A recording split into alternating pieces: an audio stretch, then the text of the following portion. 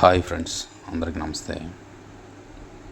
మహాభారతంలోని ఘటోత్కచుడు మరియు అలంబసుడికి యుద్ధం ఎలా జరుగుతుందో ఇప్పుడు చూద్దాము.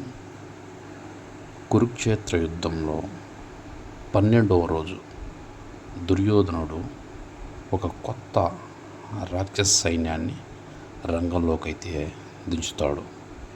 అందులో అత్యంత శక్తివంతమైనటువంటి రాక్షసుడు, అతడి పేరు అలంబసుడు, ముందుకు వస్తాడు.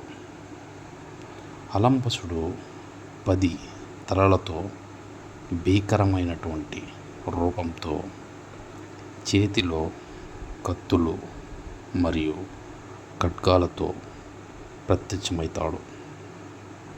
అతను మొదటగా సింహం రూపంలోకి మారి పాండవుల యొక్క సైన్యంపై దాడి చేస్తాడు. తరువాత పక్షి రూపంలో ఆకాశంలోకి ఎగిరి బాణాల వర్షాలైతే కురిపిస్తాడు పాండవుల సైన్యంపైకి. దానిని చూసినటువంటి పాండవుల సైన్యం ఆ రాక్షస మాయలను తట్టుకోలేక పారిపోతుంది.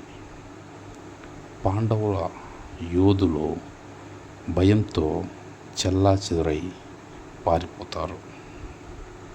అది చూసినటువంటి అర్జునుడు కూడా ఈ మాయాజాలం చూసి ఆశ్చర్యపోతాడు.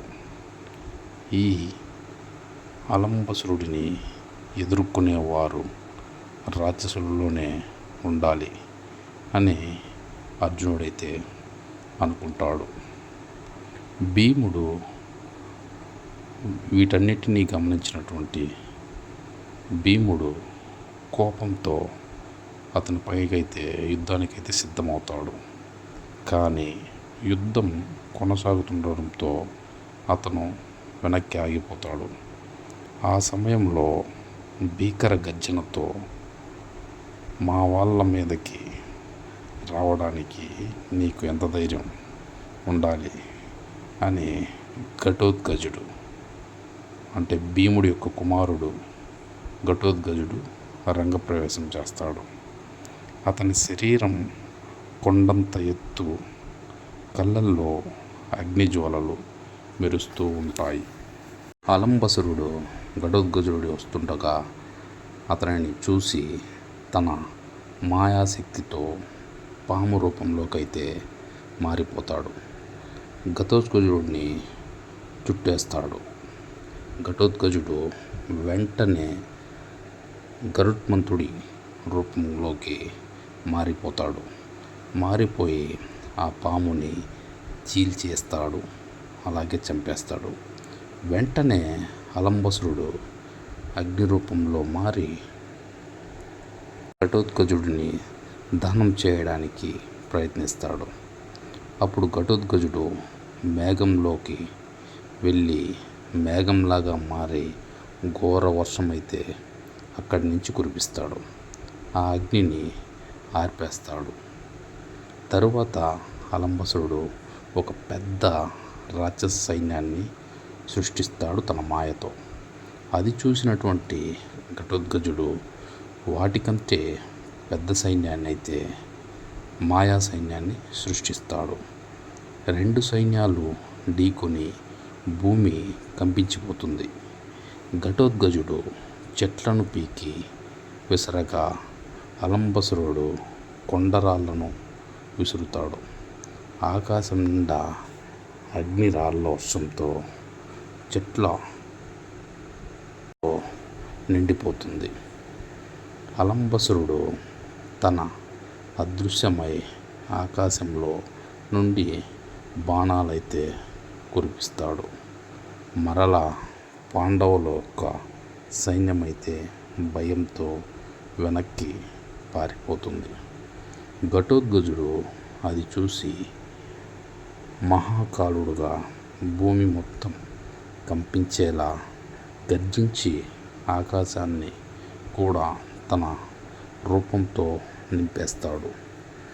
అలంబసురుడు ఎక్కడ దాక్కున్నా అతనికి కనిపించేలాగా ప్రకాశం సృష్టిస్తాడు ఘటోత్కచుడు. చివరగా ఘటోత్కచుడు ఒక మహా గదను సృష్టించి దానిని గాల్లోకైతే విసరగా అది నేరుగా వెళ్ళి అలంబసురుడి యొక్క తలనైతే నరికేస్తుంది. రక్తపు సముద్రంతో యుద్ధరంగమంతా నింపేస్తుంది అలంబసురుడి యొక్క రక్తం. అలంబసురుడు పడిపోవడంతో పాండవుల యొక్క సైన్యమైతే ఆనందంతో గర్జిస్తూ ఉత్సాహపడి యుద్ధంలో ముందుకైతే సాగుతుంది. అప్పుడు దుర్యోధనుడి యొక్క సైన్యం భయంతో వెనక్కైతే తగ్గిపోతుంది. ఘటోత్కచుడి పేరు యుద్ధమంతా కూడా ప్రతిధ్వనిస్తుంది. అంటే యుద్ధరంగంలో అంతా ఘటోత్కచుడి యొక్క పేరైతే బలంగా వినపడుతుంది. ఇది చూసినటువంటి పాండవులైతే మరింత ఉత్సాహంతో యుద్ధరంగంలో ముందుకు సాగి శత్రువులనైతే పరాజయ పాలైతే చేస్తారు. అసలు అర్జునుడు అనుకున్నట్లు ఒక రాక్షసుడిని చంపటానికి ఒక రాక్షసుడే కావాలి అన్నట్లు ఘటోత్కచుడు వచ్చి ఈ అలంబసురుడిని మట్టు పెడతాడు.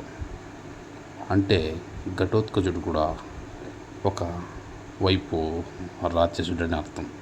ఎందుకంటే భీముడికి మరియు హిడంబి అనే రాక్షసురాలికి పుట్టినటువంటి కుమారుడు ఘటోత్కచుడు కాబట్టి అతను కూడా ఒకవైపు రాక్షసుడు, మరోవైపు పాండవుడు, అంటే భీముడి యొక్క కుమారుడు అని అర్థం. అదేవిధంగానే ఒక రాక్షసుడిని చంపటానికి మరొక రాక్షసుడైనటువంటి ఘటోత్కచుడే యుద్ధంలో ముందుకు దూకి అలంబసురుడిని వధించాడు.